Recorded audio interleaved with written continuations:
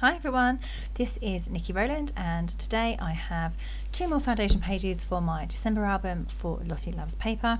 I'm using a combination of 2 collections, Hey Santa by Create Paper and Merry and Bright by Cocoa Vanilla Studio. Okay, so I think today mostly is Merry and Bright. No, it's not, it's the other one, Hey Santa. So for this layout, I'm going to go for a simple pocket on the left hand side on page 17 and then something slightly more complicated involving stitching and a cut file on the right hand side. So I'm going to start off with page 17 and the pocket. I'm using that really adorable Create Paper Speciality Vellum, a pocket shape. I've cut into a pocket shape and I have now stitched 3 sides on my sewing machine. So the top part is completely open, so I can put things in and out of the pocket. Now this page is going into the page protector, but it's fairly easy just to reach in and pull out the tags that I've got there. One of the reasons for that is because I'm going to put some quite long ribbons on, so they poke up quite high. So I'm just creating a large tag to go behind the other tags. Now the other tags are from the cut apart sheet from Hey Santa, so they are already made for me. I'm using the angle of the tags to make my big tag, if that makes sense. I'm just dressing all the edges and punching holes, and I'm going to add ribbons to those as well. So I have some other large pieces of ephemera, just a little card that says Merry Christmas and a small one that says wish list. They're quite big. I do struggle with the large elements because they're just, especially for something like this, which is a smaller project. It's not 12 by 12, it's 6 by 8. So trying to get some of the larger elements in is a bit tricky. So that's why a pocket like this is ideal, because I can use the back, for example, to put a photo on or add my journaling, or they can just be pretty inside the pocket. So yeah, not too bad. So I'm adding ribbons to the top of my tags. I'm keeping them quite long so I can easily reach into the page protector, grab them and pull them out. I'm just stapling them in place. Normally I would knot them or tie them like with some twine as well, but I'm stapling them now. I may put my photos on the back. I might need to reattach those ribbons, so I'm just going to use staples for now, and I can change them out later if I need to. So really easy. Okay, so here is number 17. So for my number today, I've been obviously following what Ali Edwards has been doing this year for her December album, her December daily project that she does every year, and she has sold really beautiful felt numbers. They're very large, like these ones, and they are white felt with kind of gold stitching around the edges. So I thought I would have a go at recreating one of these. I didn't have any of those, but I thought I'd have a go at recreating them out of paper. So I've cut the number 17 in the same font that I've used for all of my other numbers on my silhouette machine, and I have done an internal offset and set that line to dashed, and that gives me a stitching outline, like a perforated line inside, yeah, I've stitched through that with gold thread. Now I haven't used an embroidery thread, I've just used a single strand metallic thread that I use for my twiddles on other layouts, and it looks good. It doesn't look as good as the felt ones, of course. It's not fabric, it's card, and if I had used embroidery floss I would have had a more fuller stitch, but I thought that might be too thick for this, so I've just gone with the one strand, and it looks good. I'm happy with how it turned out. It's not the same as having the original product, but as I don't have any of those, I thought I would recreate my own. So that was a fun way to create that, and the number obviously looks great on that big pocket, and I'm keeping that page pretty simple. So moving over to the next page, page 18, much more complicated. So I wanted to stitch this lovely cut file onto my background of this page. So this is the cut file by Marie, so Pear Tree Cut Files, and I think it's called a Star Tree or something similar to that. So instead of cutting this, I have printed it. So I set it to I filled it in with black on my silhouette and just printed it direct from my silhouette. I sized it to 6 by 8. and then printed it on just a regular piece of copy paper, and then I attached it to a piece of white card, and then I have used it as a template to add holes. Now the reason I have done it this way is because I want the edges of my stars to be single stitches, whereas you have 2 lines on a cut file. So if I had perforated the edges and done it directly onto the cardstock, I would have had 2 outlines to stitch, because of course it would have cut both the internal line and the external line. So I don't want to do that. I want my stars to have single strands, and I have therefore put that template over the top of my white card, taped it in place, and then use the paper piercing tool to poke holes everywhere that I want them. And of course, now I'm going to stitch it. Once you just are faced with that whole page full of holes, you kind of lose your bearings a bit.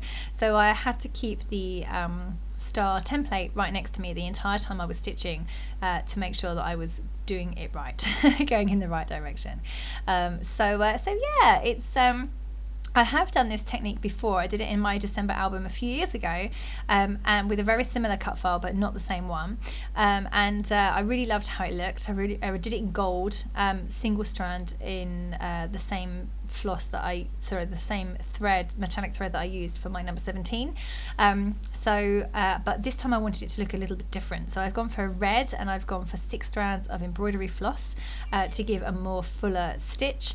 And actually it looks really cool. I'm really happy with how it turned out.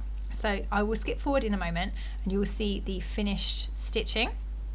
The other thing that I have done is I kept that template on my Silhouette software and as a cut file as well, and I ungrouped it all, and there it is, finished. Yay, it looks awesome, doesn't it? Then what I did was I cut the internal stars out of glitter paper. So I've got gold, white and red glittery stars, and I'm going to fill in all of those stars with the glittery bits. So I have a really glittery page. Now the reason some of my stars are not perfect, so it's actually my stitching that's not perfect, not the cut file, of course, but it's because I've pierced the holes myself manually, and I've changed them ever so slightly because they are I needed a single stitch rather than an outline. My stars are therefore ever so slightly not perfect, so they don't quite match up with the stars for the glittery ones that I've cut out using the cut file. So that's why if you see any gaps, if you notice any gaps, then that is why. So there is a reason. So I'm just filling those stars in now with those glittery bits, and then I'm going to embellish this little tree with my number and some other things as well. Now this page has no room for a photo.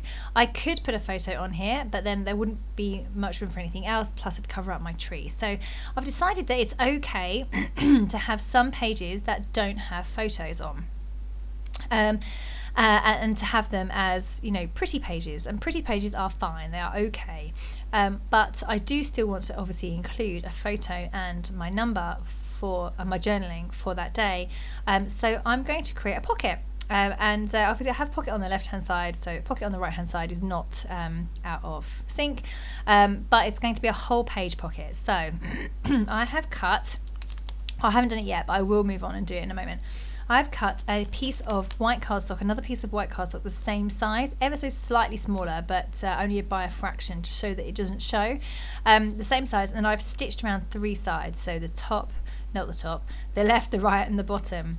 So I'll have a top opening pocket, and I'll be able to put a piece of paper that will simply slide out the top of the page to hold my photo. So that is how I'm getting around the fact that this layout doesn't have much room for a photo and journaling. I think on my previous page that I did like this a few years ago, I did actually add a small photo. I think it was like bottom right or bottom left, something like that.